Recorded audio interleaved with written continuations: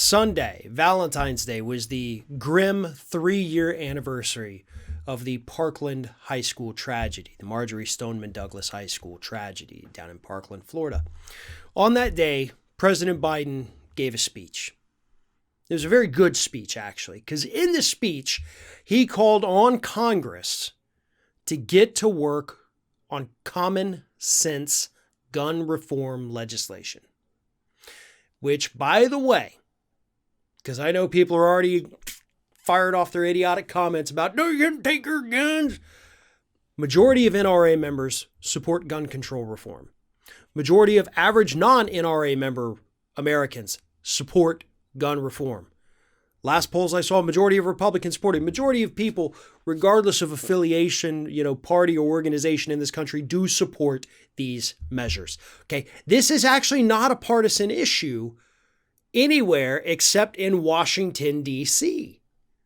That's what's so crazy about this. Gun control, gun reform, whatever you want to call it, is broadly supported by a majority of people out here, average working Americans day to day, right? It isn't until you get to D.C. and the halls of Congress where suddenly this becomes a massively partisan issue. And then, of course, they bring it back to their states when they run for re-election. I know because we live in the area that our local TV stations are actually based in Alabama, so we get all the Alabama ads, and every one is the same. It's, they're coming to take your guns. If you don't vote for me, you may as well burn your guns right now because they're gone. They do say that in every ad. It's always about guns, guns, guns, guns, guns. And then, of course, nothing ever happens because they know it's not ever going to happen. But what needs to happen, as Biden correctly said, is that we've got to do some things to at least limit the ability of people to get their hands on these horrendous weapons of death. A gun is designed to kill something. That is the function of it. That is what it does. It is designed to kill. He called for mandatory background checks, which would mean closing the gun show loophole. Banning high-capacity magazines, which makes a whole hell of a lot of sense. You're not out there fighting a war. You shouldn't need something that can fire off 30 rounds a minute when you're hunting.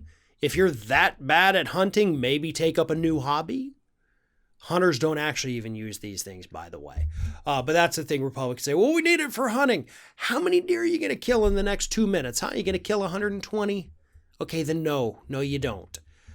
What you're going to do is you're going to tear up the animal to the point where you can't even use it for food.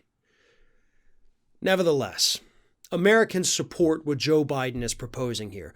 The problem is you're going to have idiot Republicans and the NRA use this soundbite to tell us in the next election that Joe Biden is coming to take your guns.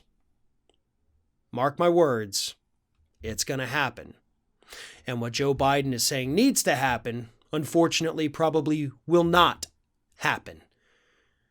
But it needs to. And a majority of Americans want it to.